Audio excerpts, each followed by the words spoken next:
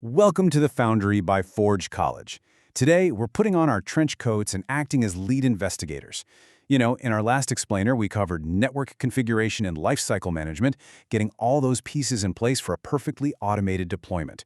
But we need to ask the tough question today. What actually happens when that beautifully automated deployment suddenly goes sideways?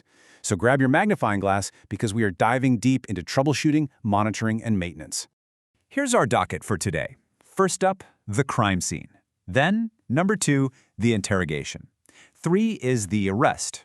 4, the security system. And finally, number 5, the case file.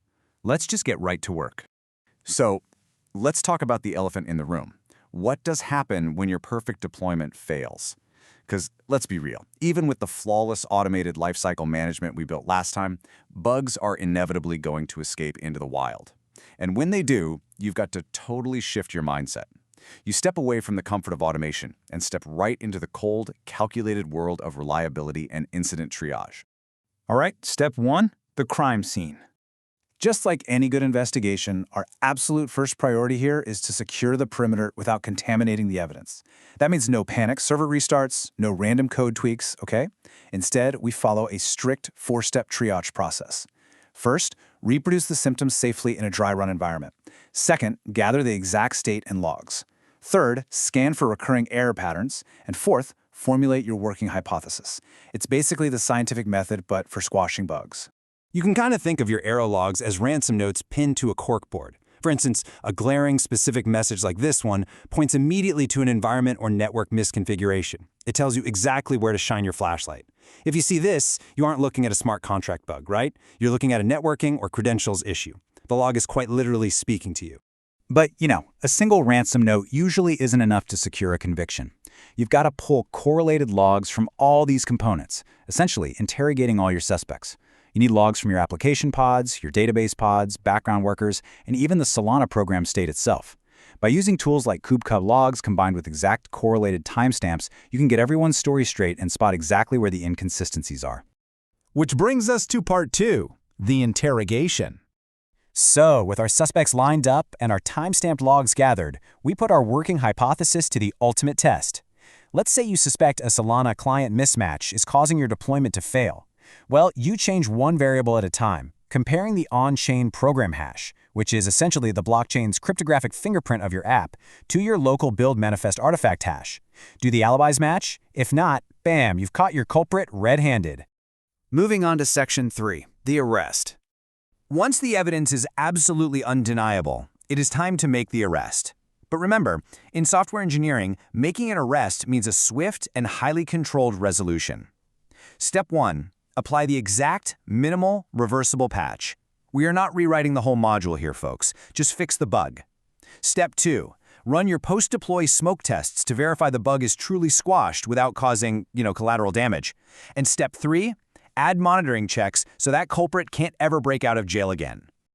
That leads us perfectly into section 4, the security system.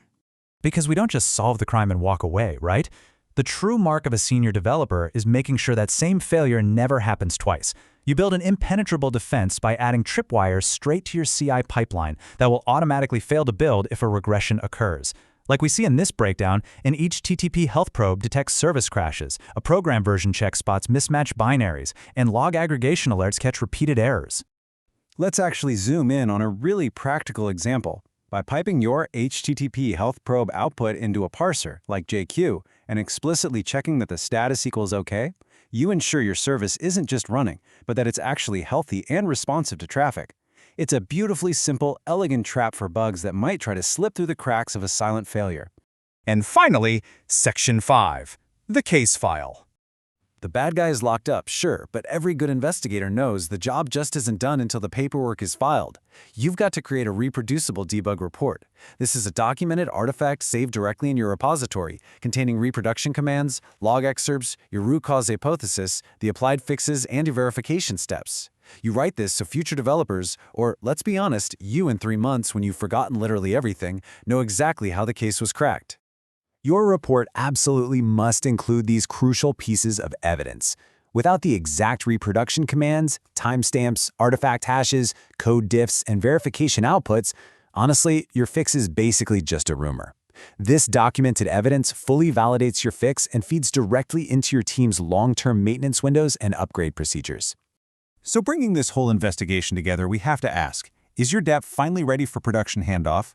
Well, all these debugging artifacts we just went over are going to be the absolute stars of our next explainer on documentation and deployment checklists, which is exactly where we hand the keys over to the release engineers for a smooth launch. Keep automating, keep observing, and please don't let bugs hide in the shadows of your architecture. But it begs a really important question for you to think about.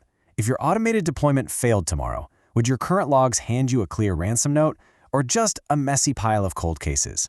To explore more Web3 investigation techniques, deep dive into Solana architecture, and level up your skills, head over to forge.college. Thanks for joining me on this case today from all of us here at Forge College, and keep building securely.